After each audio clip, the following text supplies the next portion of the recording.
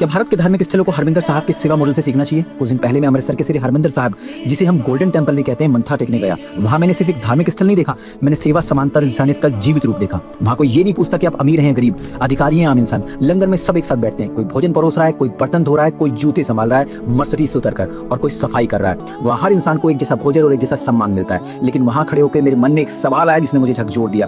क्या हमारे दूसरे बड़े धार्मिक स्थलों को भी इस सेवा और समानता से कुछ सीखना चाहिए? ये सवाल किसी धर्म या मंदिर की बुराई करने के लिए नहीं है। हमारे देश के बहुत से मंदिर हर दिन लाखों लोगों को भोजन कराते हैं और जरूरतमंद लोगों को सेवा करते हैं। लेकिन वृंदावन और खाटू श्याम जी या कुछ बड़े जो दूसरे धार्मिक स्थल है, जब वहां कोई बड़ा अधिकारी, फिल्मी सितारा, खिलाड़ी या पैसे वाला व्यक्ति आता है तो कई बार उसे आगे ले जाकर आराम से दर्शन कराए जाते हैं, जबकि आम श्रद्धालु घंटों तक भीड़ में खड़ा रहता है और कुछ पल दर्शन करने के बाद उसे ऐसे फेंक दिया जाता है जैसे मंदिर उसका है ही नहीं। कोई बुजुर्ग कई घंटों से लाइन में खड़ा होता है, कोई माँ अपने बच्चे को गोद में लेकर इंतजार करती है और कोई सैकड़ों किलोमीटर दूर से केवल भगवान की एक झलक पाने के लिए आता है। तब मन में एक सवाल उठता है, क्या भगवान के दरवाजे पर भी हमारी पहचान और पैसा तय करेगा कि हमें कितनी देर दर्शन मिलेंगे? क्या भगवान के सामने हम सब बराबर नहीं है? इसी तरह अयोध्या के राम मंदिर के चढ़ावे से जुड़ी कथित चोरी की खबरें सामने आई और मामले में जांच और कार्रवाई की बात कही गई।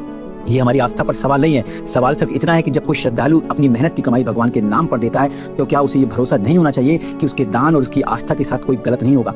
श्री हरमिंदर साहिब हमें सिखाता है कि सेवा केवल पैसा देना नहीं है। किसी अनजान इंसान को अपने हाथ से भोजन परोसना, उसके जूते संभालना या बिना उसका धर्म और पहचान पूछे उसकी मदद करना भी सेवा है। बात किसी धार्मिक स्थल की तुलना करने या किसी को छोटा बड़ा बताने की नहीं है। बात सिर्फ इतनी है कि जहाँ जो व्यवस्था अच्छी है उससे हमें सीखना चाहिए, क्योंकि आस्था अलग हो सकती है लेकिन सम्मान की जरूरत हर इंसान को होती है। अब आप बताइए, क्या जिन धार्मिक स्थलों पर ऐसी कमियां देखी गई उनके प्रबंधन को श्री हरमिंदर साहिब की सेवा, समानता और व्यवस्था से कुछ सीखना चाहिए? बोले सो निहाल।